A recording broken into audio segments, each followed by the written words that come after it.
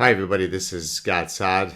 It's Friday late afternoon. I should be resting and preparing for the weekend, but of course, the tsunami of lunacy keeps crashing on the shores of reason, and so here I am. A few days ago, Carol Hooven, who is a lecturer uh, at Harvard University, her doctoral dissertation in 2004 was on sex differences in spatial rotation.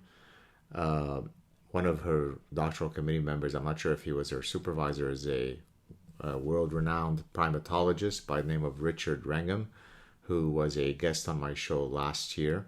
A wonderful gentleman, truly elegant and gracious, and a truly fantastic scholar. And so she did her PhD dissertation at Harvard in biological anthropology on sex differences. She has since, assumed the position as the director, I think, of the undergraduate program at Harvard, and she teaches a course that's very popular on hormones and behavior. Her whole, interests are steeped in evolved sex differences. And so she appeared on Fox News a few days ago, and I actually was watching it with my wife, where she was commenting. She was being interviewed by Brian Kilmeade, and she was being interviewed on the woke medical students who are now chastising their professors for, postulating that there is male and female and that there are two sexes and so on.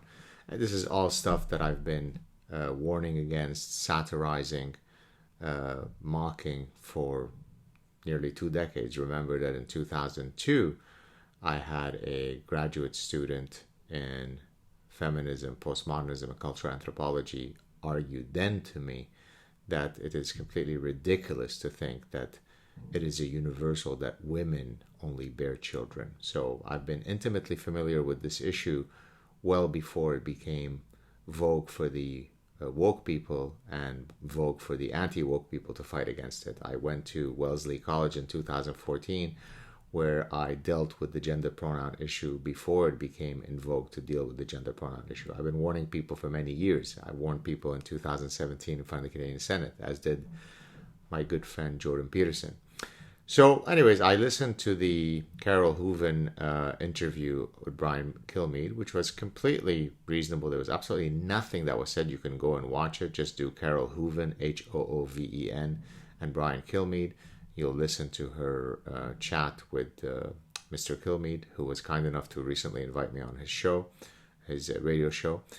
And okay, it's all good. The only thing I didn't like actually about something that Carol said at one point, I think she was being woke because she said, well, I don't usually watch Fox News, or I don't usually appear. Somehow she wanted to maybe signal to her woke colleagues that, it was an anomaly that she was appearing on Fox. And I looked at my wife and I said she didn't need to say that. But in any case, today someone tagged me because whenever someone is in need of protection, who do they turn to? That's right, yours truly. And notwithstanding my desire to make sure that my blood pressure doesn't go up, not getting engaged in all these issues, I can't help but address these issues when someone is being maligned and treated unfairly. Something that very few people reciprocate to me. When someone mistreats me, I don't see people rushing to my defense, but I'm certainly one who always rushes to other people's defense. So this is Laura Simone Lewis, who I think is a fifth year doctoral student at Harvard. And so she writes, as the director of the Diversity and Inclusion Task Force for my department, Harvard, I'm appalled and frustrated by the transphobic and harmful remarks made by a member of my department in this interview with Fox and Friends. Then she goes on to say, let's be clear, if you respect diverse gender identities and aim to use correct pronouns, then you should know that people with diverse genders/sexes can be pregnant, including trans men, intersex people, and gender non-conforming people. That isn't too hard for medical students to understand. Inclusive language like, quote, pregnant people demonstrates respect for everyone who has the ability to get pregnant, not just cis women. It is vital to teach medical students gender-inclusive language, as they will certainly interact with people that identify outside the gender binary.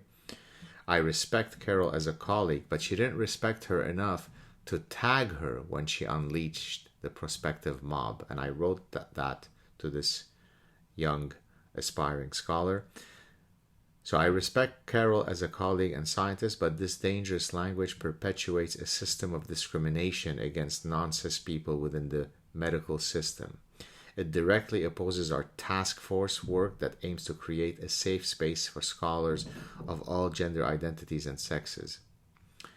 Current HEB, Harvard, I think evolutionary biology, I'm not sure what the acronym stands for, scholars are those considering joining us. Please know that there are many of us in the department who honor and celebrate everyone across and outside the gender spectrum. We clearly have so much more work to do, but we are trying hard to make our department a better, safer place for all.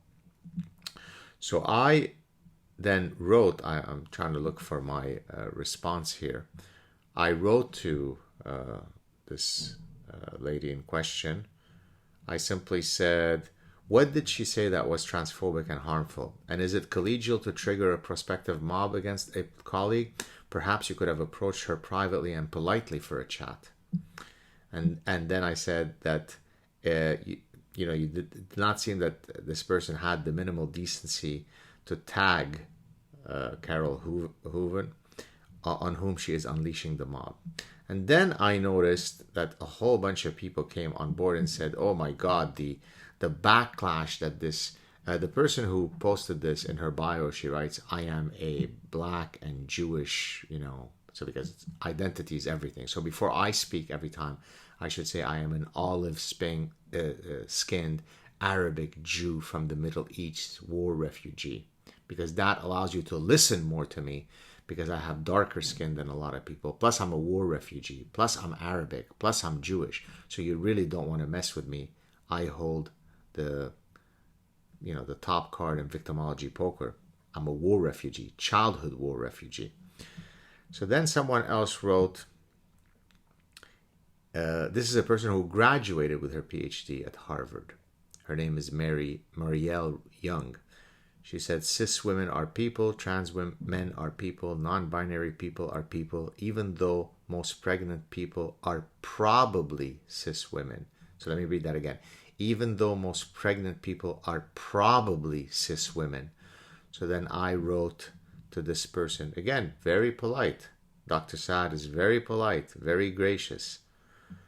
I wrote, just bear with me. Most pregnant people are probably cis? Probably? Really? Probably? The distribution is stochastic? It's a probabilistic distribution? Who becomes pregnant? Most are probably.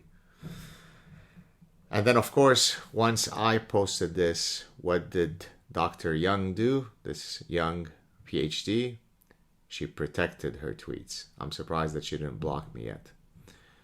Now, let me reiterate. People, irrespective of what their sexual orientation is, their gender identity is, deserve to live in a world free of bigotry. That's incontestable to anybody who is a genuinely good and decent person. I'll be the first to defend the right. I am the person who defends the right of people when they are being mistreated. In the pursuit of this laudable goal, we don't murder truth.